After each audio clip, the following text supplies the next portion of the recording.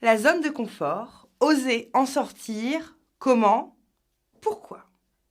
Il arrive des moments dans nos vies où on ressent bien quand même au fond de soi que nos habitudes, que nos mécanismes ne nous conviennent plus.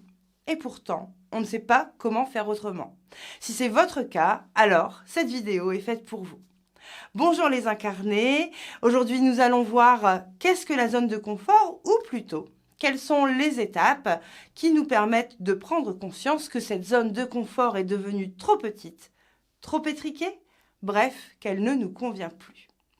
Alors, effectivement, définir la zone de confort, c'est bien, mais ce n'est pas suffisant. C'est pourquoi, en deuxième partie de vidéo, nous verrons les 5 points primordiaux à absolument mettre en place pour passer de la zone de confort à la zone d'expansion. Donc déjà, qu'est-ce que c'est que la zone de confort ? Pour ma part, j'aime assez à l'imager comme étant un cercle dont vous êtes le centre. Et vous serez d'accord avec moi pour dire que, puisque nous sommes tous différents, chacun des cercles sont différents également. Donc, on va avoir des couleurs, des tailles différentes, pourquoi pas des textures, des épaisseurs. Vous imaginez votre cercle comme vous le souhaitez. Le principal, c'est que vous en soyez le centre. Et ce cercle, en fait, va représenter vos habitudes, les domaines dans lesquels vous êtes à l'aise, ceux dans lesquels vous excellez, ce que vous maîtrisez. Finalement, ce centre, c'est votre routine. Et je pense que vous allez être plutôt d'accord avec moi pour dire qu'en règle générale, ce qui est routinier n'est pas nécessairement sexy. D'ailleurs, on le dit souvent, il faut savoir casser la routine. Et bien là, c'est la même chose. Ce cercle qui est routinier va devenir presque étouffant. Alors, je vais vous expliquer les 5 phases pour sortir de cette zone de confort afin qu'elle devienne effectivement une zone d'expansion. La première phase, c'est la phase du fatalisme. C'est cette période où c'est exactement ce que je viens de vous dire, en fait. C'est tout ce qu'on vient de voir dans cette petite intro. Le moment où vous prenez conscience que votre vie ne vous convient plus. Alors, c'est pas qu'on est dans un dégoût, on est plutôt dans quelque chose d'un peu fade. C'est un peu, finalement, comme un plat sans sel, sans saveur. C'est pas qu'on n'a plus du tout envie, mais en tout cas, on ne prend pas vraiment de plaisir. C'est un peu comme si on était là, sans être là. Voilà, on vit sa vie, mais il n'y a rien qui nous porte vraiment. C'est là qu'intervient la seconde étape. La seconde étape, c'est celle du désir. Alors, dans le désir, il y a évidemment la rêverie, mais on va aller un petit peu plus loin. On va aller jusqu'à qu'est-ce que j'espère, à quoi j'aspire vraiment, qu'est-ce qui me fait vibrer.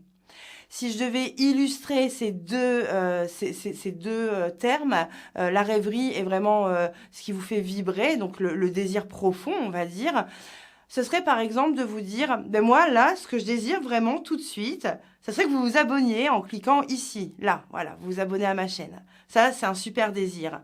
Mais qu'est-ce que ça m'apporte? Qu'est-ce qu'il y a derrière? Voilà, et c'est ça qu'il va falloir aller chercher. Qu'est-ce qui me fait vibrer? Moi, je sais pourquoi j'ai envie que vous vous abonniez. Je sais que j'ai envie de vous apporter. Déjà, ça va me donner cette impression que, oui, ce que je vous dis, ça vous intéresse. Mais ça va pouvoir aussi, à plus long terme, apporter plus de personnes qui vont voir mes vidéos. Et puis, je vais pouvoir aller toucher et peut-être faire des formules un peu plus construites. En tout cas, tout ça est déjà bien construit dans ma tête. Je sais exactement où je veux aller. Et la rêverie est un moyen au service du désir profond. Voilà, c'est ça le désir, c'est à quoi j'aspire réellement. C'est après cette phase de désir qu'arrive l'étape de la peur, en fait, avec l'auto-sabotage, les excuses et l'auto-jugement. C'est le moment où l'ego, là, va se mettre en place. Cet ego qui va vous dire « mais tu n'y arriveras jamais, tu es trop comme ci, pas assez comme ça ». Et c'est là où vous allez avoir besoin vraiment de toutes vos ressources et de tout le discernement possible et nécessaire. C'est vraiment une phase qui va vous demander de prendre de la hauteur, de faire un pas de côté, de vous observer comme finalement vous observeriez une tierce personne, une personne que vous aimez et que vous avez envie d'aider surtout. N'oubliez pas que vous êtes là, potentiellement votre meilleur ami et c'est le moment de tout mettre en œuvre pour vous le prouver. C'est dans cette phase de la peur que je vois souvent arriver les personnes dans mon cabinet. 4e étape, celle de l'apprentissage. C'est là où vous allez apprendre à vous former parce que vous avez déjà trouvé finalement ce qui vous porte, ce qui vous donne envie et vous allez aller chercher une façon finalement presque de vous légitimer. Alors, on est bien dans l'auto-jugement une fois de plus, mais en tout cas, c'est là où vous allez venir augmenter vos connaissances de façon à pouvoir atteindre votre objectif, tout simplement.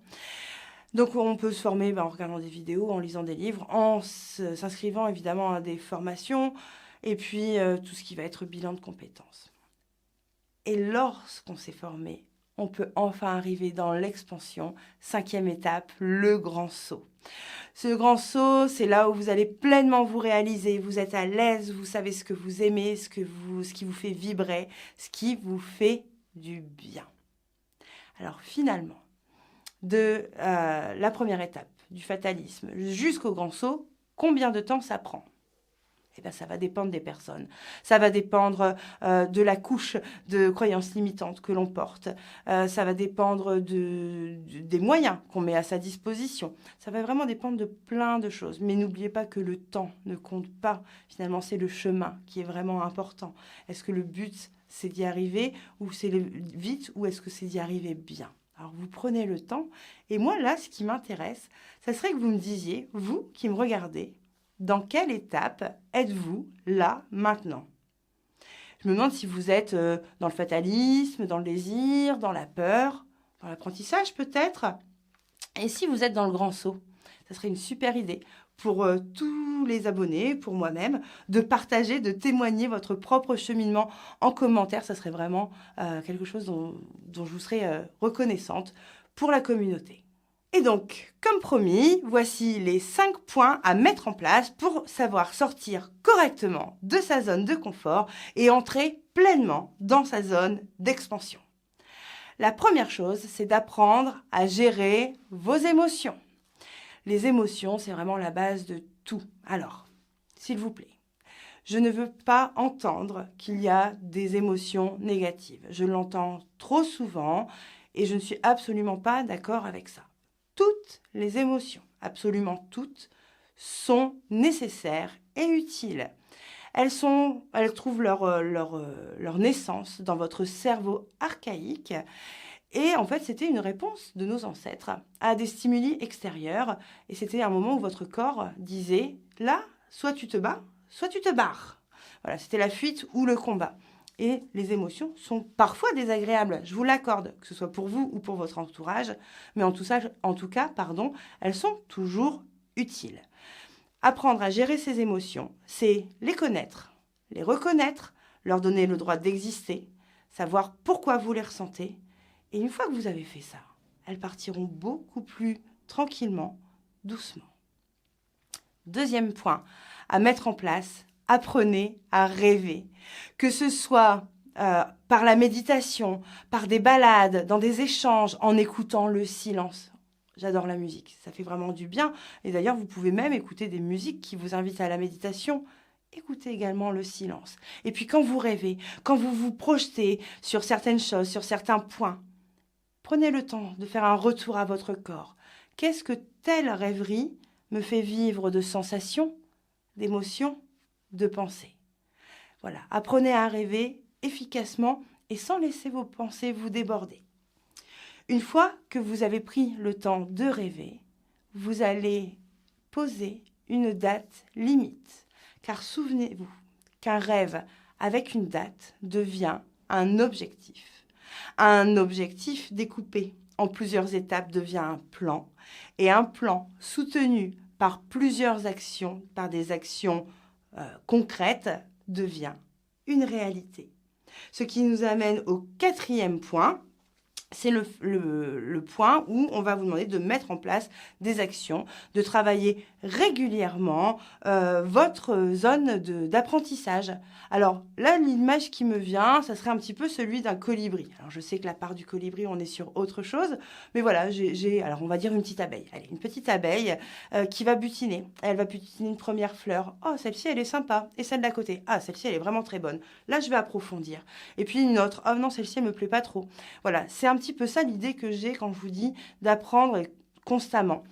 Allez chercher, vous n'êtes pas obligé d'aller en profondeur dans tout, mais apprenez à aller chercher et après vous faites votre petite tambouille interne, vous faites votre propre philosophie, votre propre morale. C'est ça qui compte, c'est de vous trouver vous-même à travers les choses qui existent déjà. Et le 5e point, eh bien, c'est de vivre pleinement, d'être complètement vous-même en lâchant de façon récurrente et constante toutes vos peurs infondées, toutes vos croyances limitantes. C'est vraiment nécessaire de passer par 4 phases. Et ça, il faut le comprendre. La première phase, j'observe, tout simplement. On est dans le fatalisme, hein. Tiens, ça ne me convient plus. Deuxième phase, deuxième point important dans cette façon de lâcher vos peurs infondées, vous allez analyser. Pourquoi je suis comme ça? D'où ça me vient? De quoi j'ai peur? Quels sont les traumatismes? À quoi ça me ramène? Et puis ensuite, vous allez transformer. Si vous ne pouvez pas transformer ce qui se passe à l'extérieur de vous, vous pouvez au moins modifier la perception que vous en avez. Changer d'angle de vue, faire un pas de côté, prendre de la hauteur, du recul. Voilà. Tout ça, c'est des choses que vous allez pouvoir mettre en place. C'est comme ça qu'on transforme.